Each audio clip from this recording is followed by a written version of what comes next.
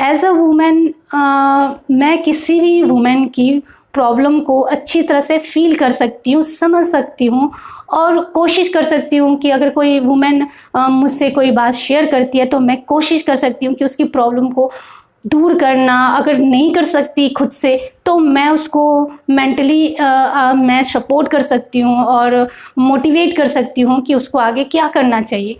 तो as a women मैं अपनी प्रायोरिटी अच्छी तरह से जानती हूँ और मुझे ऐसा मैं करती हूँ हमेशा।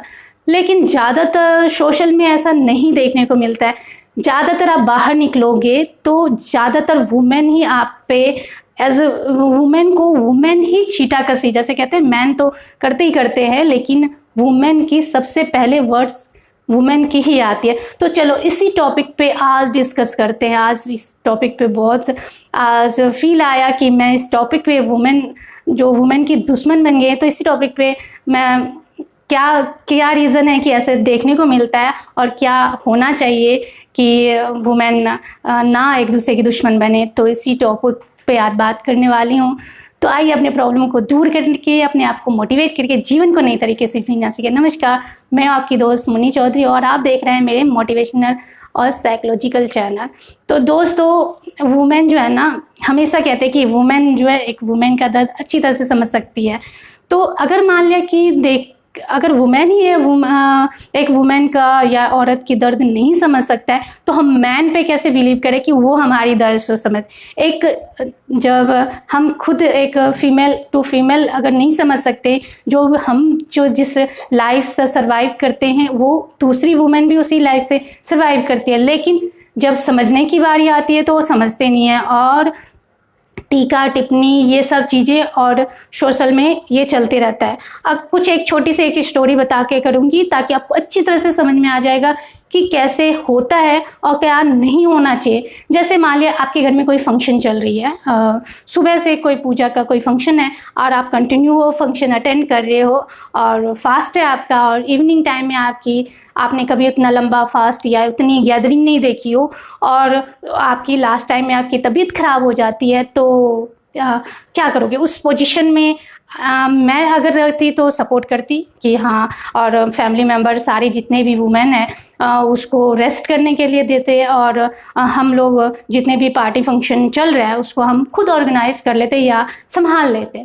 लेकिन एक्चुअली ऐसा नहीं होता है। अगर मान लिया आप बीमार हो गए हो और अगर हस्बैंड भी सपोर्ट में नहीं खड़ा है तो वो एज अ वुमेन, जितने भी आपके फैमिली मेम्बर में वुमेन हैं तो वो छीटाकसी वाला काम करना शुरू कर देते हैं। जैसे अगर आप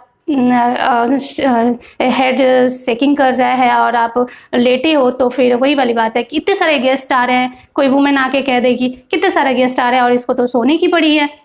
ये नहीं देख रहे हैं कि वो इस स्थिति के लायक में ही नहीं है कि खड़े हो सके, लेकिन ये जाके उसके हस्बैंड को कंप्लेन करेगी कि भाई ये क्या कर रहे हैं, लेटी हुई है, गेस्ट आ रहे हैं। हो गया ये फर्स्ट एक्सीडेंट। दूसरा हो गया कि उसके फ्रेंड सर्किल में लोग आए हैं और नीचे खाना सब खा रहे हैं और फ़ोटो सेशन करनी है उनके फ्रेंड्स को और फ्रेंड्स की वाइफों को, उनकी सिस्टरों को। तो वो फ़ोटो सेशन करने के लिए क्या करेंगे, एक स्ट्रेचर पे जो बेड पर लेटी हुई है उसको कहेंगे बार बार कॉल करके कि भाई आओ मेरे साथ फ़ोटो सेशन करो। जो खड़ा भी नहीं हो पा रहा आप उसको फ़ोटो सेशन के लिए बुला रहे हो।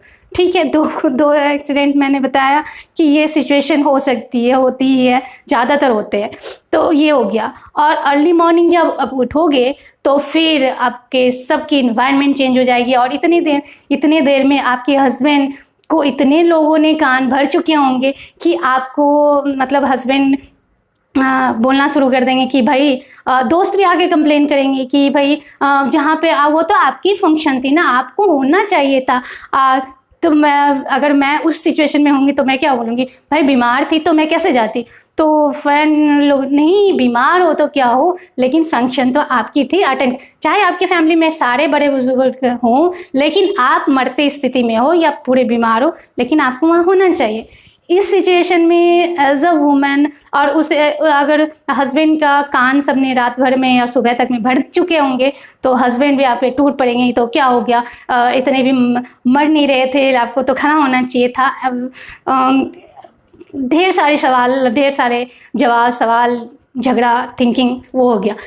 एज अ वुमेन अगर मैं होती उस जगह पे तो मैं ये करती कि मैं उस वुमेन को रेस्ट करने के लिए देती, और जितने भी गेस्ट आ रहे हैं, जितने भी फ्रेंड सर्किल आ रहे हैं, मैं उसको अटेंड करती और उस वुमेन को और प्रोटेक्शन देती, और मेरे अंदाज से मैं वहाँ जाती और हेल्थ के बारे में पूछते रहती। और एज अ वुमेन, क्योंकि एज अ वुमेन मैं फील कर सकती हूँ कि अगर कोई भी उस गैदरिंग में नहीं रहा हो तो उस पानी चेंजिंग विथ बहुत सारी चीज़ें होती है जिसके कारण वो इन्वायरमेंट ऐसे क्रिएट हो जाता है कि बीमार इंसान हो ही जाता है। तो वैसे में मैं उसकी फील को समझ सकती और उसके लिए वो स्ट्रेंथ उठाती ताकि ना उसको सपोर्ट मिल सके, और मैं कह सकती चाहे उनके फ्रेंड सर्किल हो या फिर फैमिली मेम्बर हो, अब वुमेन स्ट्रेचर पे बैठी है तो स्ट्रेचर पे बैठ के फ़ोटो सेशन नहीं करवाएगी, स्ट्रेचर पे बैठकर आपके लिए अटेंड करने नहीं आ सकती है। जब बंदा एक सीढ़ी चढ़ नहीं सकता है तो आपके पास कह सकता है। आप लोग को